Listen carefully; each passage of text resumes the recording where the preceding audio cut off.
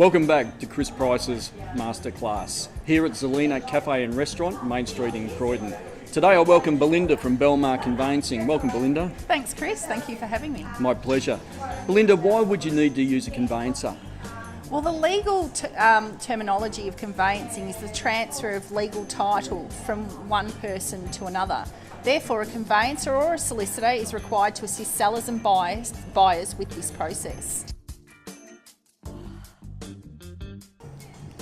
Belinda, if I'm selling my property, what do I need to do? Well, Chris, the first thing you will do is instruct an agent to assist with the sale of your property. Once you've done that, you should then contact your conveyancer or solicitor to prepare what's called a Section 32 vendor statement. So the statement's basically a document that's required to be provided to all purchasers before any offers can be taken on that property.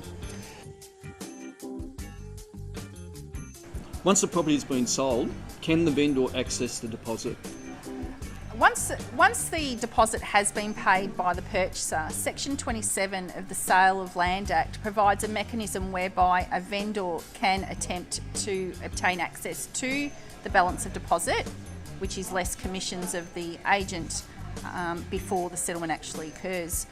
The general circumstances that this can happen in situations where there's a mortgage on the title, the total amount of the loan cannot exceed 80% of the purchase price is the first instance. Second one is that the mortgage isn't in default or arrears. And the third one is that there are no conditions in the contract inuring for the benefit of the purchaser. If those conditions are met, generally once that Section 27 statement has been served on the purchaser, and that has to, I need to make that very clear, it's when the Section 27 statement is served on the purchaser, not when the contract is signed. 28 days has to lapse from that time of service before the actual deposit can be released. If all those conditions are satisfied, then the vendor will likely get access to the balance of deposit monies before settlement. As a buyer, what would I need to do before making an offer?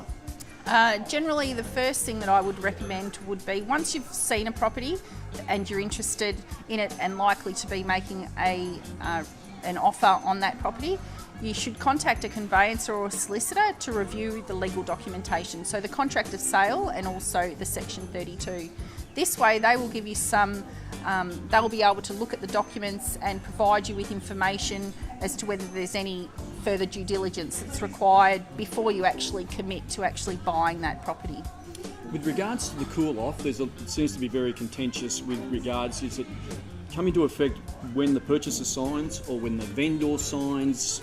How do you explain that to your purchasers? Yeah, so with regards to the 3-day cooling off period, it actually starts to run from the date that the actual purchaser signs a contract, not when the vendor countersigns that contract. So a contract doesn't need to be executed by the vendor in order for the 3-day cooling off period to commence.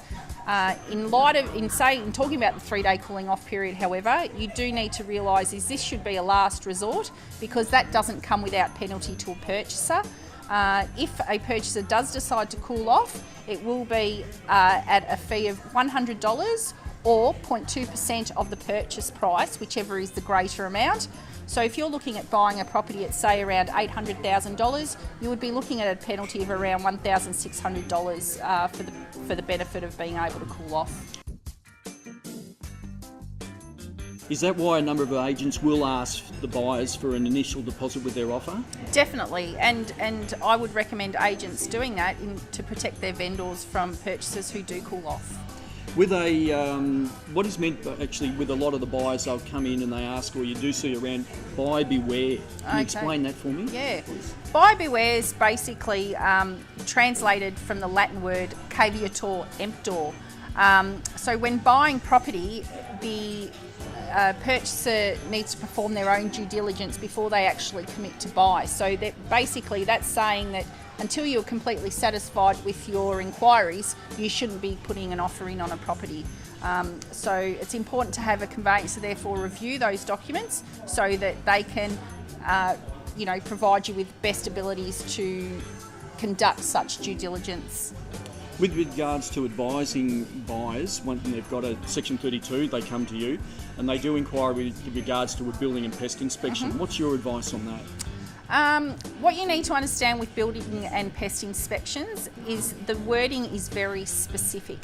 So you'll often find the word major structural defect or major pest infestation. Therefore, you need to be aware that unless the person who's conducting the inspection specifically states that there are any major structural defects or major pest infestation, you will not have the right to actually withdraw from the contract based on that report.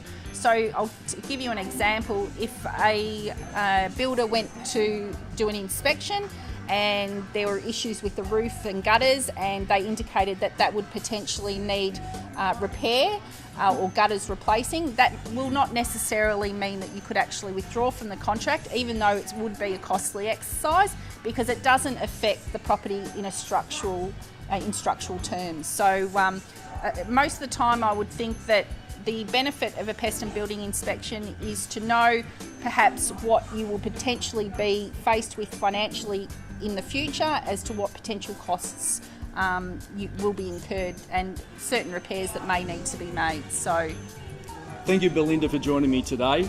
Belinda, you can be contacted on the following numbers. 9726 9569, and my office is located in Main Street, Croydon. Until next time, I look forward to bringing you the next episode of Chris Price's Masterclass.